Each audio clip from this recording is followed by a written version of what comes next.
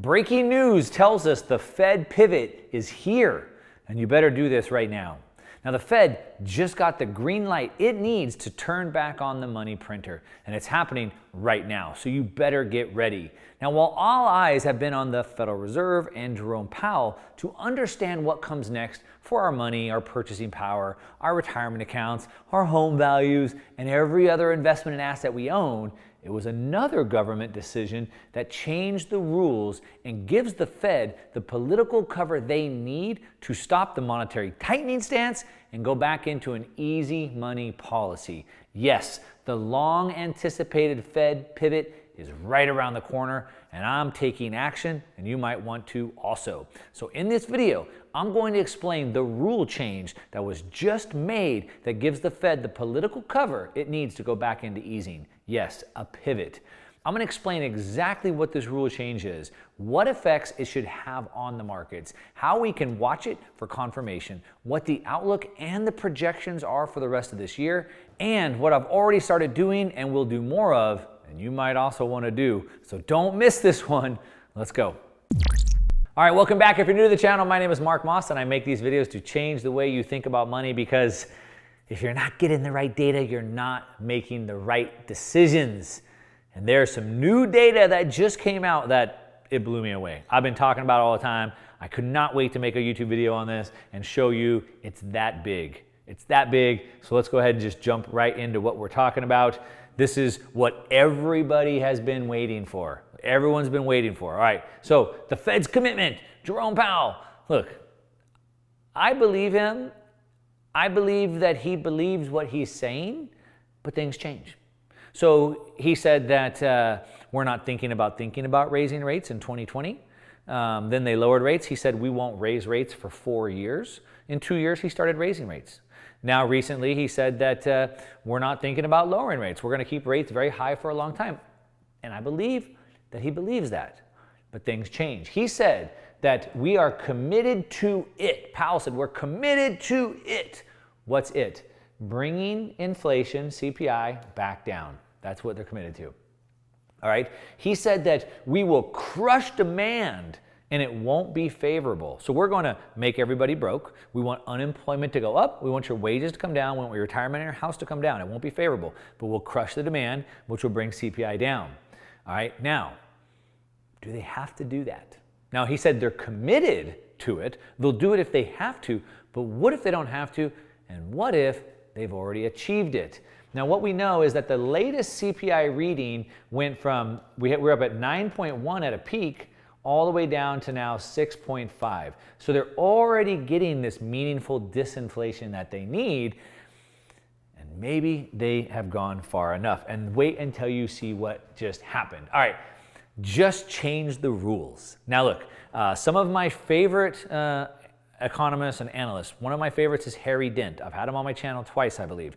The comments are like, oh, Harry Dent, he's always wrong, he's a quack, he doesn't know what he's talking about. No, Harry Dent is a brilliant analyst.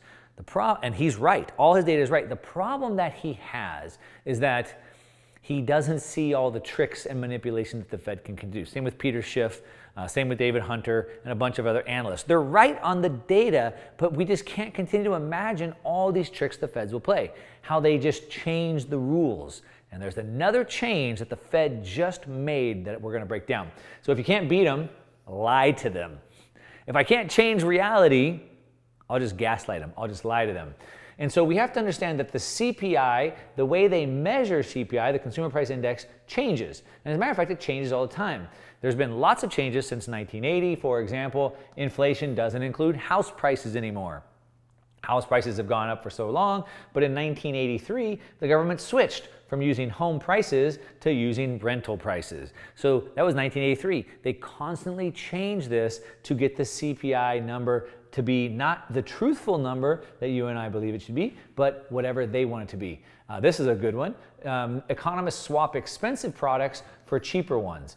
So they used to collect a basket of items, steak, milk, butter, cheese, and then they would track that same basket throughout time. But they don't do that anymore.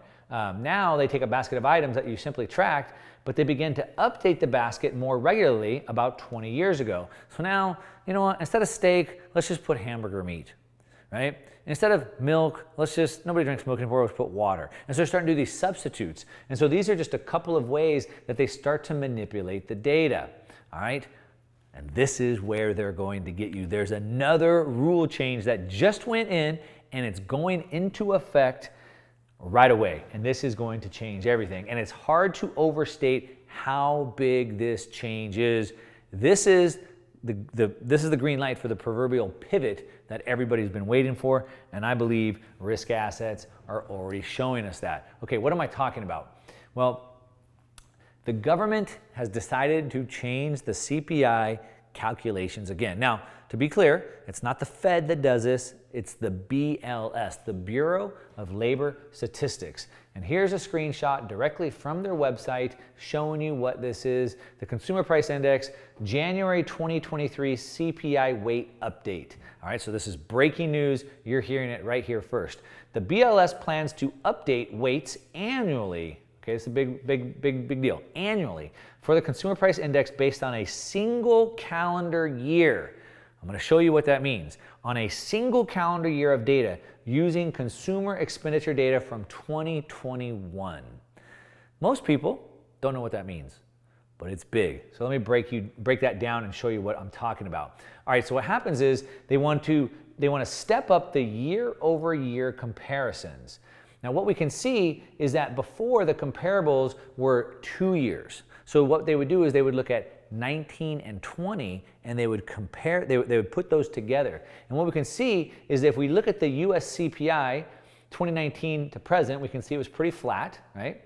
And then here in 2021, it was shot up like crazy. It hit a peak of 9.1 here, was it about February of 2022, and it's been slowly coming back down. But you have to understand, they measure inflation year over year. So if they're measuring it from here, you're going to get a lot different reading than you would if you get it from here, right? So let me show you what I'm talking about. If we take the comp, so the old methodology versus the new methodology, this is from Luke Grauman. I got this chart from Luke Grauman. I'll put a link down to his stuff down in the description if you want to check it out. What we can see here is the US CPI comps. The old methodology is the red line. And then, the new methodology, and the old methodology is the blue line. So this blue line is the 2 year of comps when they average them together. And what you can see is the blue line moves sort of like the red line, except for right here. It's a little bit more mellow. And the red line is the new methodology, and it goes up way higher. So it shows a much higher reading. Why would they want to have a higher reading than a lower reading? Because they measure CPI year over year. And so are they measuring from this point? Are they measuring from this point? If prices are here now, what's a bigger gap? The old one or the new one? See, it's a trickery. Now, what does that mean? That means if nothing else changes, let's say that they don't do anything to bring inflation down. Let's say that the prices stay exactly the same. If nothing else changes, CPI is going to fall. That's what it means. Remember, they've been committed to it, getting CPI numbers down. And now they don't have to do anything. Everything can stay exactly the same and CPI will fall. Now, what does that mean? Well, that means that it gives the Fed the cover that it needs to pause and then start cutting rates and pumping back up. This gives the Fed all the room, all the political cover to pause and even to pivot because they were committed to it. They got the job done. Congratulations, Fed. You got the job done. All you got to do is just change the calculations. All right, now let me show you exactly what this means. But before, like I said, again, this is hard to overstate how big this change is for a couple of reasons. I'm going to break them down. One, what does this mean for the Fed? But two, what does it mean for us? Not just our investments, but for our consumer goods that we have to buy.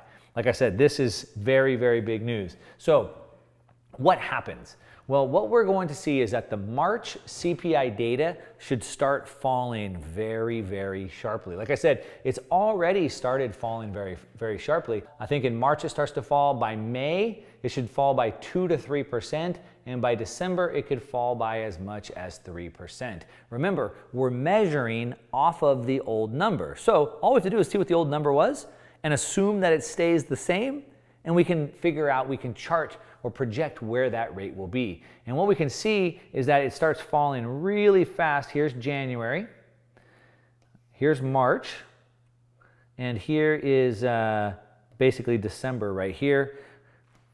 we're at minus 3%. This is how fast CPI can change starting this month. So by March of this year, by the end of Q1, we'll see CPI coming down by as much as 3%. So if we're at 6.5 right now, without doing anything else, we bring it down to 3.5%. Now, given the trajectory, CPI is already coming way down. We were at 9, now we're at 6. Let's say that by March we're at 4.5. Well, now we might actually have, with a new blended number, we might be at 1.5 or 2%, exactly what the Fed wanted. Now, if we get down to 1.5, what does that mean? That means we have deflation, and the Fed we have to print, we have to pump the markets back up. This is what this means. It gives them all the cover to do what they need, even if nothing else changes. Now, this is a big lie, okay? It's all a big lie. It's always a big lie, all right? Changing the calculations, the way they measure CPI, doesn't change inflation. It doesn't change how much it costs to put gas in your truck or how much it costs to buy groceries at the store. It doesn't change any of that. It's all a lie. Now, if we take actual CPI calculation today, it would still be 5 or 6%. But with the changes, they're going to say, no, it's not 6%, it's 3%. It doesn't affect you or I, but it gives them the cover. All right, what we can see is that the Fed, with the Fed pivot, when they push this back up, it could push rates to 10% or more. Consumer price inflation of 10% or more. And it's not that hard to understand. As a matter of fact, Shadow Stats is a company that tracks the CPI numbers the way it was originally done back in the 80s. And if you go back to the way they calculated it in 1988, inflation today is actually 15.6%, not the 6.5%. And so this will only continue. They'll continue to tell you inflation is lower than it is, just like they've always done before. So it doesn't make things better for you, doesn't make things cheaper for you, but it gives them the cover they need to pump things back up. Okay, so a soft landing. Here we got Jerome Powell making it rain, right? We have the Fed whisper telling us that they're pausing. They're going to lower the rate expectations from 75 to 50 now to 25 basis points. With this change, it's already done. I showed you the screenshot from the BLS website. With this change, and we already know where it's going because we can see where they're measuring the year-over-year inflation from. We're expecting inflation to drop by 2 to 3%. It's a big deal. Cut it in half. Now with that allows the Fed to start pumping the markets back up.